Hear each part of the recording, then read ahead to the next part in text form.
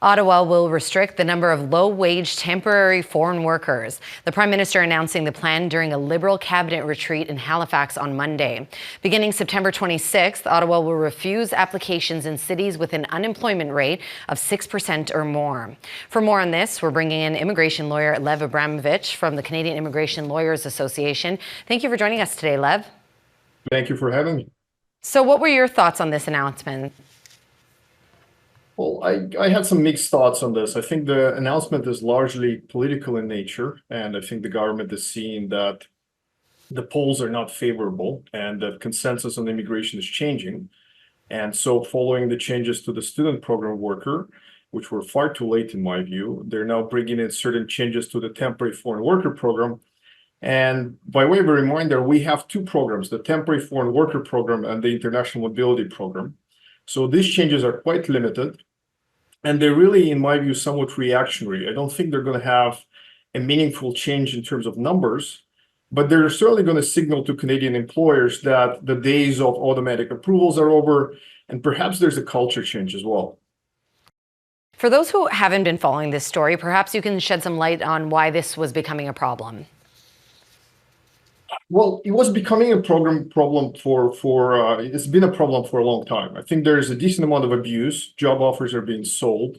Workers are being abused. They don't have the same rights as Canadian workers would. And in many instances, this leads to exploitation. So I think that problem is not actually being addressed. I think what the government is hoping to do, first and foremost, is again, their aims are political in nature. They're hoping to sort of reverse sliding rankings. They're hoping to show Canadians that they care about, youth unemployment and so on. But I think what they're aiming to do is they're aiming to open up more opportunities for young Canadians and new immigrants as well. But the problem is that they have allowed certain industries to pretty much get addicted to temporary foreign workers. And many of those industries are exempt from the new changes. So, for example, if you're working in hospitality, this is not going to affect you. If you're working at fisheries, this is not going to affect you. So I think the problems that we have to look at are declining productivity rate, for example, a broader conversation about nation building and our immigration policy, and so on. And these changes, they're sort of cosmetic in my view, and I don't think they really change things that much. For employers, only 10% of their workforce can be hired through the program, down from 20%. The maximum duration for these positions will also be reduced from 2 years to 1. Advocates for businesses say the workers are needed in many sectors. Global News spoke to a business owner earlier this week who worries some businesses will shutter because they won't be able to find workers. What would you say to that? I sympathize because the government has allowed certain sectors to really be to use the program without any limitations. We've created a culture where I think young Canadians are not necessarily even looking at jobs because they associate those jobs with temporary foreign workers. And I think certain industries will be hurt. And I think this also required consultation.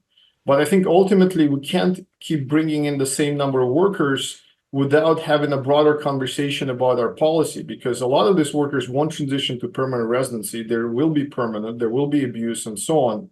And I think the changes as they are, they're not going to affect many sectors where there are foreign workers, a lot of low-wage foreign workers. So I think this is sort of the start maybe of a broader process.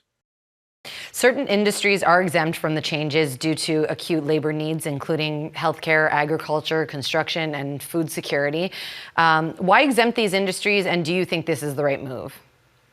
Well, they exempt these industries because they realize that over the last few years and broadly under this government, these industries have certainly gotten addicted to a certain way to temporary foreign workers because a culture has been created, LMIAs were being approved really quickly, they were not investing in youth employment and so on. So if you're going to introduce those changes now, those industries won't be able to survive, and the government understands that. That's why they're exempt. Okay. Lev, thank you so much for this. That's immigration lawyer Lev Abramovich from the Canadian Immigration Lawyers Association. Thank you.